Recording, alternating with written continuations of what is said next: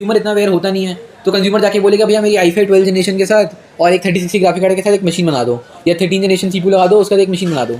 तो उसमें अब दुकान वाला क्या करता है, तो ओवरऑल अपनी सिस्टम की कॉस्ट कम करने के लिए, क्योंकि उसको भी कॉम्पीट करना है दुकान वाले के साथ, तो उसमें वो मदरबोर्ड सस्ता लगा देगा, पावर सप्लाई सस्ती लगा देगा, after market air cooler suggest नहीं करेगा, SSDs बहुत थर्ड पार्टी कंपनीज के लगा देगा। जैसे आपका आप ले ले तो i7 CPU ले लिया आपने ग्राफिक कार्ड बहुत हेवी ले लिया, लेकिन अगर आप उसको एक स्टेबल पावर नहीं दे पाओगे, स्टेबल वोल्टेज, तो वो आपके कंपोनेंट्स को नहीं दे पाएगी, परफॉर्मेंस नहीं तो मिलेगी। परफॉर्मेंस आएगी ही नहीं। फिर आप i7 लेने से बेटर आप i3 ले। मैं ये रिकमेंड करूँगा आप अपने कैबिनेट में टाइप सी पोर्ट जरूर लेना, क्योंकि आगे जा जाकर जो आपका जितना भी पोर्टेबल स्टोरेज है वो सब टाइप सी पे आने वाले हैं। अब 10% की इंप्रूवमेंट का मतलब ये हो गया, अगर आप 11,000 रुपये का CPU ले रहे हो तो 1100 रुपये तो सिर्फ CPU की परफॉर्मेंस से आपके इंक्रीज हो गए। सो गाइज अभी मैं आया हूँ फैंटम पीसी पे एंड ग्राफिक कार्ड की प्राइसिंग वगैरह के ऊपर तो हम लोग बात करते ही रहते हैं। आज हम थोड़ा एक डिफरेंट टॉपिक के ऊपर बात करने वाले हैं कि हमको क्या लेना चाहिए बजट के अंदर रहते हुए, गेमिंग करनी हो, एडिटिंग करनी हो, या फिर हमें वर्क स्टेशन पीसी चाहिए। और एक तरीके से पीसी बिल्ड गाइड होने वाला है, क्योंकि यहाँ नेहरू प्लेस बहुत बड़ा मार्केट है, बहुत सारे लोग आते हैं, हर कुछ लेके चले जाते हैं, और कई बार दुकान वाले भी स्कैम कर देते हैं, और कई बार लोगों को भी इन्फॉर्मेशन नहीं होती है। तो आज की वीडियो में हम लोग काफ़ी इन्फॉर्मेशन आप लोगों के साथ में शेयर करने वाले हैं, ताकि आप लोग एक राइट डिसीजन ले पाओ। तो आज हमारी सूप पे चर्चा चलने वाली है बहुत लंबी, एंड आप लोग कमेंट करके भी बताना अगर आपको इस टाइप की वीडियोस चाहिए, तो आप लोग कमेंट कर देना, और भी हम लोग इसी टाइप की वीडियोस बनाएंगे। तो नमन भैया क्या हाल है अभी? बढ़िया भैया, आप कैसे हो? एकदम बढ़िया। नमन भाई ये बताइए कि ग्राफिक कार्ड के प्राइसिंग तो बहुत ही नॉर्मल चल रही है, कोई फ्लक्चुएशन नहीं है, शॉर्टेज भी नहीं है, सब एकदम नॉर्मल चल रहा है, तो पीसी बिल्ड्स कैसे हो रहे हैं इस टाइम पे? पीसी बिल्ड सही हो रहे हैं भैया। अब ओवरऑल कॉन्फ़िगरेशंस इंप्रूव हो गई हैं, i5 i7 की एक्सेप्टेंस आ गई है, ग्राफिक कार्ड 40 सीरीज की एक्सेप्टेंस आ गई है, तो ओवरऑल पीसी बिल्ड्स अभी काफ़ी अच्छे हो रहे हैं। ठीक है, मतलब सब कुछ बढ़िया चल रहा है। तो आज हम लोग थोड़ा सा ना गाइड कर देते हैं लोगों को, एक सही इन्फॉर्मेशन दे देते हैं कि उसको क्या लेना चाहिए। तो स्टार्ट करेंगे हम लोग गेमिंग से। तो अगर मान लीजिए किसी को गेमिंग करनी है और हल्की फुल्की नहीं करनी, कि मतलब अभी 2-3 गेम चल गए, फिर बाद में वो फिर अपग्रेड कर रहा है, फिर 4 गेम खेल रहा है, फिर अपग्रेड कर रहा है, ऐसा नहीं। एक ऐसा पीसी जो अभी काफ़ी लंबे टाइम तक उसको अच्छी खासी गेमिंग करवा दे, जो न्यू टाइटल्स हैं वो भी चल जाएं, और जो आने वाले फ्यूचर में टाइटल्स हैं वो भी चल जाएं। तो एक ऐसा पीसी बताइए। कैटेगरी एक प्रोडक्ट का, एक कैटेगरी में एक प्रोडक्ट रिकमेंड करूंगा। हाँ। तो एक एवरेज लेके, ठीक है। तो जैसे गेमिंग में हम लोग प्रोसेसर जो मुझे लगता है बेस्ट है यूटिलाइजेशन के लिए, वो है इंटेल का i5 13400F। 13400F। उसके ऊपर कोई प्रोसेसर गेमिंग पे लेने का कोई पॉइंट नहीं है, वो मोर देन सफिशिएंट है आपके काम के लिए। आप 4-5 साल तक मेरे को नहीं लगता उस CPU को आपको अपग्रेड करने की जरूरत पड़ेगी। 13400F हमारा DDR5 कंपैटिबल भी है, तो फ्यूचर प्रूफिंग में भी कोई इशू नहीं आएगा। आपको जब रैम अपग्रेड करनी है आप इजीली फ्यूचर में अपग्रेड कर पाओगे उसको। तो नमन भैया ये तो हो गया अपना गेमिंग के लिए। अब मान लीजिए मुझे एडिटिंग करनी है, तो कौन सा CPU लेना चाहिए कि अभी भी एडिटिंग कर पाऊँ, बाद में भी कर पाऊँ 4K पर? एडिटिंग के लिए आप ये तो i7 12 जनरेशन हो गया, i7 13 जनरेशन हो गया, उसमें आपको हायर क्लॉक स्पीड मिल जाएंगी, हायर कोर काउंट मिल जाएगा, तो आपकी ओवरऑल परफॉर्मेंस बहुत अच्छी रहेगी एडिटिंग और वर्कस्टेशन दोनों के हिसाब से। ठीक है। अगर आपका बहुत ज़्यादा CPU इंटेंसिव काम है, तो अगर आपको बहुत ज़्यादा कोर्स चाहिए तो आप थ्रेडरिपर को भी देख सकते हो, या Xeon सीरीज CPUs को भी देख सकते हो। यूसेज के हिसाब से हम रिकमेंड कर देते हैं सारे कस्टमर्स को। और कई बार लोग ये भी कहते हैं भैया 10,000 में 15,000 में गेमिंग पीसी दे दो, एडिटिंग के लिए पीसी दे दो, तो हम वो रिकमेंड नहीं करते हैं, बिकॉज आज नहीं तो कल आपको within a very short period of time उसमें बहुत सारे अपग्रेड्स करने पड़ेंगे। So at the end of the day वो 10-15 हज़ार रुपये का जो पीसी आप लेते हो वो बनता 25-30 हज़ार रुपये का ही है, और उतने में नया ही ले लो, नई जनरेशन पहले नया ले लो, क्योंकि उस 10-15 हज़ार के सिस्टम में आप नए गेम्स कोई भी नहीं खेल सकते हैं। अब आप GTA Vice City हो गया, San Andreas हो गया, वो कितने टाइम कितनी बार खेलोगे, उसमें कोई नया गेम आपको सपोर्टेड नहीं होगा, कोई नया गेम ढंग से नहीं चलेगा। या फिर मैं चैलेंज करता हूँ जो कहते हैं 20,000 में गेमिंग पीसी दे रहे हैं, कि उसमें नए वाले गेम्स के आप बेंचमार्क करके दिखाओ। और मतलब पुराने गेम्स चलेंगे, खेल के बोर हो जाएंगे, कुछ टाइम बाद फिर अपग्रेड करना पड़ेगा, फिर वही कॉस्ट पड़ जाएगी। एग्जैक्टली आप मुझे कह रहा हूँ ना, 20,000 का अगर आप सिस्टम बेच रहे हो, तो 20,000 के सिस्टम में आप स्पाइडरमैन हो गया, असैसिन्स क्रीड हो गया, इन सारे गेम्स, RDR2 हो गया। अब सर बच्चे हैं, बच्चों का मन तो हर तरीके का गेम खेलने का करेगा ना, वही तो नहीं सोचेगा ना मैंने 15,000 का सिस्टम लिया तो मैं ये सारे गेम ना खेलूँ। तो फिर उसका जब मन करेगा उनको बोलेंगे भैया अपग्रेड करो, फिर तो वो उतना ही पड़ जाएगा। उतना ही पड़ जाता है वो टोटल मिला के। ठीक है, ये हो गया अपना CPU। नेक्स्ट हम लोग बात करते हैं ग्राफिक कार्ड के बारे में। अगर गेमिंग करनी है आज के टाइम में और थोड़ा फ्यूचर में भी, लाइक 2-3 साल 3-4 साल भी उसी ग्राफिक कार्ड से काम चल जाए, तो ऐसा कौन सा ग्राफिक कार्ड लगाना चाहिए? गेमिंग के लिए मैं ये रिकमेंड करूँगा 4060 Ti हो गया, अगर आपको फुल HD तक करनी है 4060 Ti 3060 Ti that is sufficient. और अगर आप 4K पे खेल रहे हो तो 7800 XT हो गया, that is a very good graphic card. 4070 Ti, इसके ऊपर आपको गेमिंग के लिए कोई ग्राफिक कार्ड लेने का कोई पॉइंट नहीं है। बाकी अगर आप खरीदते हो तो आपकी चॉइस है, फिर वो शौक के लिए आप खरीद रहे हो, कोई बेंचमार्क्स में सिग्निफिकेंट डिफरेंस नहीं आएगा। एंड नेक्स्ट अगर हम लोग बात करें एडिटिंग के लिए, तो कौन सा ग्राफिक कार्ड आप रिकमेंड करोगे? एडिटिंग के लिए, वीडियो एडिटिंग के लिए 3060 12GB is more than sufficient. 4060 ले सकते हो आप, उसके अलावा उसके ऊपर मतलब डिपेंडिंग अपॉन योर यूसेज, अगर आपको लगता है आपकी वीडियोस में बहुत सारे इफेक्ट्स और रेंडर्स होते हैं तभी आपको लेना चाहिए, वरना तो 3060 इज मोर देन सफिशिएंट। हाँ मतलब अगर 4K 4K पे वीडियो एडिट करनी है तो यहाँ तक जाना है। हाँ ठीक है, नेक्स्ट हम लोग वर्क स्टेशन के लिए पूछें तो वर्क स्टेशन में ग्राफिक कार्ड डिपेंड करता है। अब अगर आप मशीन लर्निंग के लिए ले रहे हो या AI ट्रेनिंग के लिए ले रहे हो तो 24 GB का मिनिमम मैं ग्राफिक कार्ड रिकमेंड करूंगा। 3090 हो गया, 4090 हो गया। 4090 3090। हाँ और AMD में भी आता है, सॉरी AMD में भी कोई आता है 700 XTX आप ले सकते हो, that is also very good option. So depending upon कि आपको क्या ट्रेन करना है, आपका उसमें कितना VRAM यूटिलाइज होगा, आप उसके हिसाब से अपना बाय कर सकते हो। ठीक है। नेक्स्ट अगर हम लोग बात करें यहाँ पे मदरबोर्ड के बारे में, क्योंकि ज़्यादातर मार्केट में यही होता है, CPU अच्छा दे देते हैं, GPU अच्छा दे देते हैं, लेकिन कॉस्ट कटिंग के लिए वहाँ पे मदरबोर्ड ऐसे ही कुछ भी चेप देते हैं। आपको पूरा इंसाइट बताता हूँ कि ऐसा होता क्यों है। अब नेहरू प्लेस जैसी मार्केट हो गई, SP रोड जैसी मार्केट हो गई, लैमिंगटन रोड हो गई, अब इन मार्केट्स में होता क्या है, एक ही लाइन से दुकानें लगी हुई हैं, 100 दुकानें। कंपटीशन बहुत टाइट है, ऑनलाइन कंपटीशन भी है, ऑफलाइन कंपटीशन भी है, हर जगह कंपटीशन है और इंडियन कंज्यूमर को चाहिए सस्ता। तो अब होता क्या है, कंज्यूमर इतना अवेयर होता नहीं है, तो कंज्यूमर जाके बोलेगा भैया मेरी i5 12 जनरेशन के साथ और एक 3060 ग्राफिक कार्ड के साथ एक मशीन बना दो, या 13 जनरेशन CPU लगा दो, उसका एक मशीन बना दो। तो उसमें अब दुकान वाला क्या करता है, तो ओवरऑल अपनी सिस्टम की कॉस्ट कम करने के लिए, क्योंकि उसको भी कम्पीट करना है हर दुकान वाले के साथ, तो उसमें वो मदरबोर्ड सस्ता लगा देगा, पावर सप्लाई सस्ती लगा देगा, after market air cooler suggest नहीं करेगा, SSDs बहुत थर्ड पार्टी कंपनीज के लगा देगा, जैसे आपका जियोनिक्स हो गया, कंसिस्टेंट हो गया, जिनकी कोई रिलायबिलिटी नहीं है। कल को SSD खराब हो जाएगी तो आप कहाँ पे जाओगे अपना डेटा रिकवर करने के लिए? सारा डेटा लॉस हो गया आपका, इंपॉर्टेंट डेटा जितना भी है। आपको अभी 2000 रुपये एक्स्ट्रा स्पेंड करना है SSD पे, आप बेटर है SSD ले लो, बाद में आप 25-30 हज़ार रुपये खर्च करोगे उसी डेटा रिकवरी के लिए। तो ये कॉन्सेप्ट रहता है कि लोग क्यों अच्छा कॉम्पोनेंट सजेस्ट नहीं करते हमारी मार्केट में। अब आजकल आप देख रहे होंगे पावर सप्लाईज 2500 रुपये में, 2000 रुपये में आपको पावर सप्लाईज मिल रही हैं, 600 वाट 700 वाट ब्रोंज, कोई क्वालिटी नहीं भी है इनकी। 18 गेज की वायर्स हैं, 20 गेज की वायर है, वायर की क्वालिटी बहुत पतली है, स्लीविंग नहीं है वायर्स के अंदर, प्रॉपर सर्टिफिकेशन नहीं है, कैपेसिटर्स जापानीज नहीं है। ओवरऑल आप बिल्ड क्वालिटी देखोगे पावर सप्लाई की बहुत हल्की है, वारंटी टेन्योर्स पूरे नहीं है, 2 साल की कंपनी वारंटी दे रही है। एक एवरेज 80+ ब्रोंज पावर सप्लाई की वारंटी 5 साल की होनी चाहिए कम से कम, तो वहाँ पे 2 साल की क्यों दे रही कंपनी जब वो एक्चुअली 80+ ब्रोंज है। तो बहुत झोलझाल है इस मामले में, और इसको ज़रूर कंज्यूमर को अवेयर होना पड़ेगा, तभी जाके दुकान वाला को सही कोटेशन देगा।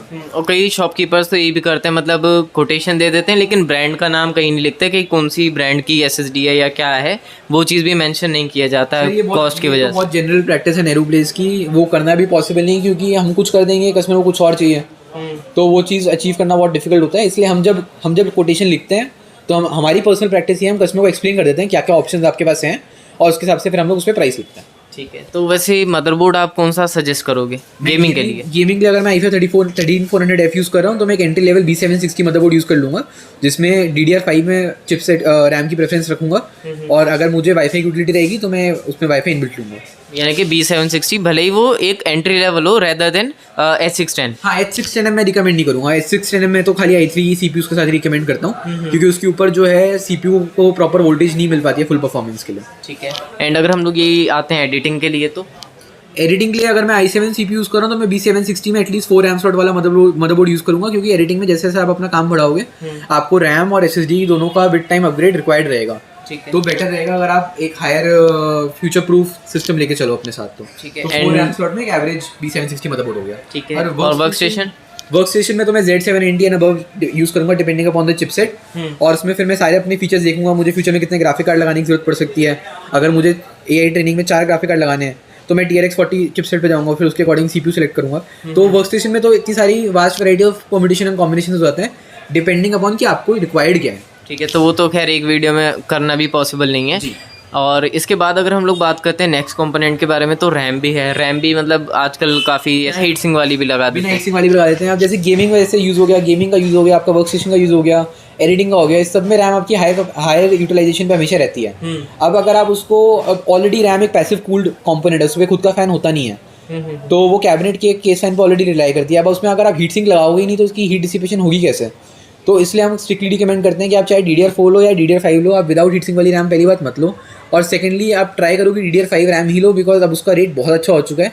प्राइस डिफरेंस 10-15% से ज़्यादा है नहीं DDR4 और DDR5 में, तो एनीवे बेटर रहेगी कि आप DDR5 रैम लो। ठीक है, एंड इसमें ब्रांड का कुछ मैटर करता है कि ये ब्रांड ले लो वो ब्रांड ले लो, मतलब सभी ठीक होते हैं? रैम में 2 चीज़ें देखनी होती है, एक आपकी कैपेसिटी, दूसरी होगी CL टाइमिंग्स, आप और तीसरी होगी फ्रीक्वेंसी। 3 चीज़ें होती हैं, तो अगर आप वो तीनों चीज़ें कंपेयर करो, फ्रीक्वेंसी जितनी ज़्यादा होगी उतनी अच्छी है, CL टाइमिंग जितनी कम होगी उतनी अच्छी है। लेकिन आपको ये भी देखना पड़ेगा, ऐसा नहीं है कि आप 2 सेकंड CL टाइमिंग को रिड्यूस करने के लिए आप बहुत सब्सटैंशियल एक्स्ट्रा पे कर रहे हो। तो एक आपको एक अपना price to performance ratio maintain करके चलना है। ठीक है। एंड नेक्स्ट अगर हम लोग बात करें यहाँ पे, अब रैम तो खैर तीनों के लिए सेम ही रहेगी, गेमिंग हो, एडिटिंग हो, वर्क स्टेशन हो। नेक्स्ट हम लोग बात करते हैं SSD के बारे में। SSD में हम क्या देख के लें, SSD कैसे लेनी चाहिए? SSD से पहले एक बार डिस्कस कर लेते हैं हार्ड डिस्क के बारे में। हार्ड डिस्क आज के टाइम पे किसी भी गेमर या एडिटर को लेने का कोई पॉइंट नहीं है, क्योंकि 1 TB SSD और 1 TB हार्ड डिस्क के बीच में 15 से 20% प्राइस का डिफरेंस रह गया है। तो उतने प्राइस डिफरेंस में मैं बिल्कुल भी रिकमेंड नहीं करूँगा आप हार्ड डिस्क लो। अगर आपका हायर कैपेसिटी चाहिए, फॉर एग्जाम्पल आपको 4 TB कैपेसिटी की स्टोरेज चाहिए, तो ही हार्ड डिस्क लो, क्योंकि हार्ड डिस्क की लाइफ कम होती है, स्पीड कम होती है और डेटा की आपकी लाइफ कम रहेगी। मतलब 1 TB लेनी है तो NVMe SSD ले लो, वो मच बेटर है। खत्म करो उसके बाद। और 1 TB NVMe SSD भी आप अच्छे ब्रांड की लो, चाइनीज़ ब्रांड्स प्रेफर मत करो। डेटा की वैल्यू बहुत ज़्यादा होती है, SSD की कॉस्ट इतनी मैटर नहीं करती अपफ्रंट वाली। WD, सैमसंग, XPG अच्छे ही ब्रांड की SSD लो, सस्ती SSD मत लो। ये जियोनिक्स कंसिस्टेंट लोग कोट करते रहते हैं 3000 रुपये की, 3200 रुपये की, 3500 रुपये की, इन कंपनीज़ को स्ट्रिक्टली अवॉइड करो। तो मतलब ये है कि एक अच्छे ब्रांड की SSD ले सकते हैं, एंड उसमें आप लोग ये भी चेक कर सकते हो किसकी रीड एंड राइट स्पीड ज़्यादा है, तो उस हिसाब से आप लोग परचेज कर सकते हो। रीड राइट और उसमें कितनी डेटा साइकिल्स आप कर सकते हो वो भी बहुत इंपॉर्टेंट है। उससे आपकी SSD की एवरेज लाइफ निकल के आएगी, डिपेंडिंग अपॉन आपकी यूज़ क्या है। ठीक है। एंड बात करते हैं पावर सप्लाई के बारे में। Power supply is one of the most under checked और अंडर कंसिडर्ड कंपोनेंट कह सकते हो आप एक पीसी का, क्योंकि लोगों को इससे भी लगता है पावर सप्लाई का काम यही है कि उसको पावर देते रहे। ऐसा नहीं है भाई, that is one of the things, but एक स्टेबल पावर देना आपके बाकी कंपोनेंट्स के लिए बहुत इंपॉर्टेंट है, वरना वो परफॉर्म भी नहीं करेंगे। परफॉर्म भी नहीं करें, पावर सप्लाई दूसरे कंपोनेंट्स को भी कई बार ख़राब कर देती है। ख़राब तो कर देती है, वो तो फिर भी सेकेंडरी चीज़ हो गया। अब आप ले लेते हो i7 CPU ले लिया आपने ग्राफिक कार्ड बहुत हैवी ले लिया, लेकिन अगर आप उसको एक स्टेबल पावर नहीं दे पाओगे, स्टेबल वोल्टेज, तो वो आपके कंपोनेंट्स को नहीं दे पाएगी, परफॉर्मेंस नहीं मिलेगी, तो परफॉर्मेंस आएगी ही नहीं। फिर आप i7 लेने से बेटर है i3 ले हो, अगर आपको पावर सप्लाई भी चीप आउट करना है तो। तो अगर मुझे गेमिंग करनी है तो कितने वॉट की पावर सप्लाई लेनी चाहिए इस कॉन्फ़िगरेशन के साथ में जो आपने बताई? लेके चल रहे हैं अपना 13400F हो गया, 3060 Ti या 4060 Ti, उसमें आपका 650 वॉट ब्रोंज एक रेप्यूटेबल ब्रांड का कूलर मास्टर या कूलर मास्टर हो गया, कॉर्सर हो गया, डीप कूल हो गया, एंटेक भी कई हद तक आपका 80+ ब्रोंज एक्चुअल वाला होता है विद 5 years वारंटी। आप सिंपल वारंटी देखो, कंपनी वारंटी कितनी प्रोवाइड करी है। अगर 2 साल वारंटी दे रही है तो ऑब्वियसली वो कंपनी खुद अपने प्रोडक्ट में कॉन्फिडेंट नहीं है। मतलब 5 years वारंटी होनी चाहिए, जापानीज कैपेसिटर होने चाहिए, 5 years वारंटी होनी चाहिए, 80+ ब्रोंज रेटिंग होनी चाहिए।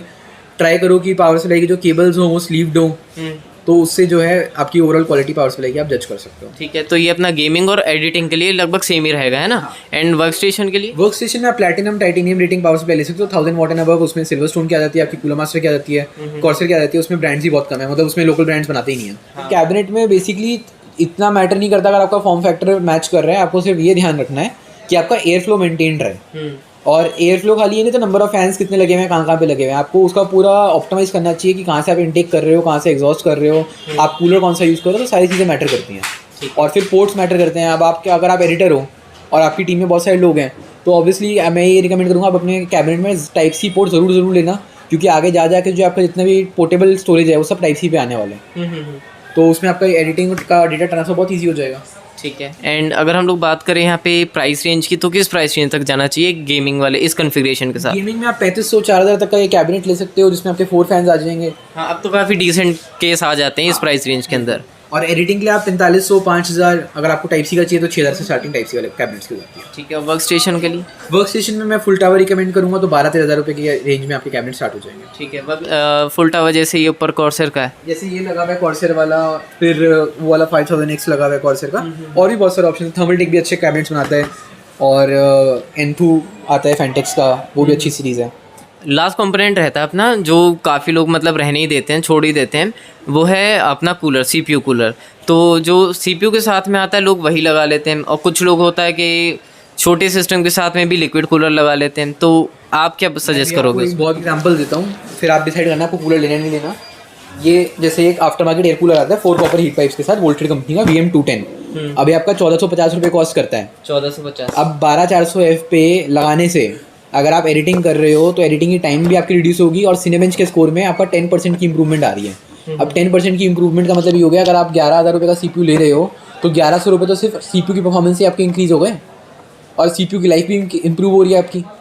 तो आपको हर तरीके से बेनिफिट है CPU कूलर लेने का, जो लोग लेते ही नहीं है। और ये तो खाली मैं i5 की बात कर रहा हूँ, i7 i9 में भी लोग जो है स्टॉक कूलर लगा के दे कूलर देते लगा हैं, देते हैं। तो वो बिल्कुल गलत है। आप स्टॉक कूलर का TDP बहुत कम रहता है, तो आपको एक आफ्टर मार्केट एयर कूलर हो गया, बहुत सारे ऑप्शन होते हैं एयर कूलर में, लिक्विड कूलर में। आप अपने CPU को देख के, उसकी यूटिलाइजेशन देख के आप उस कूलर को चूज़ करो। ठीक है, तो अच्छा अगर मैं i5 13400F की बात करूँ तो उसके साथ में ज़रूरी है मुझे लिक्विड कूलर पे ही जाना है? नहीं, आप आफ्टर मार्केट एयर कूलर से, जैसे ये भारत ये हो गया 210 हो गया, फिर एक ये i600 हो गया, इसमें आपकी डुअल हीट सिंक है, आप ये ले सकते हो। या इससे बेटर आपको चाहिए तो इससे बड़ा भी कूलर आ जाएगा, ये डुअल हीट सिंक के साथ 120 mm फैन के साथ है। तो ये बहुत सारे ऑप्शन आते हैं। ये 4500 रुपये का होता है, ये आपका 2500 रुपये के आसपास का होता है, ये 1500 रुपये के आसपास का होता है। तो बहुत सारी वैरायटी रहती है, आपको जो लगता है आपके CPU के लिए बेस्ट है वो आप कूलर ले सकते हैं। ठीक है, मतलब लिक्विड कूलर से सस्ता भी है और परफॉर्मेंस भी अच्छी देगा ये। परफॉर्मेंस 240 mm लिक्विड कूलर के बराबर करती है। 240 mm लिक्विड कूलर के बराबर है। प्राइस में 1000-1500 रुपये कम होती है, और इसमें कोई वारंटी की दिक्कत नहीं है, 5 साल वारंटी कंपनी देती है। ठीक है, तो गेमिंग के लिए हम लोग लगा सकते हैं ये, और एडिटिंग के लिए भी लगा सकते हैं, बिल्कुल लगा सकते हो। और वर्क स्टेशन के लिए? वर्क स्टेशन के लिए या तो कस्टम लिक्विड कूलिंग ले सकते हो, या एक बहुत अच्छा हायर एंड लिक्विड कूलर ले सकते हो, दोनों ऑप्शन होते हैं। या फिर एक बहुत अच्छा आफ्टर मार्केट एयर कूलर भी ले सकते हो। ठीक है, वो डिपेंड करेगा बजट के ऊपर भी, CPU के ऊपर भी, बजट के ऊपर भी और CPU के ऊपर भी, आप CPU कौन सा ले रहे हो। ठीक।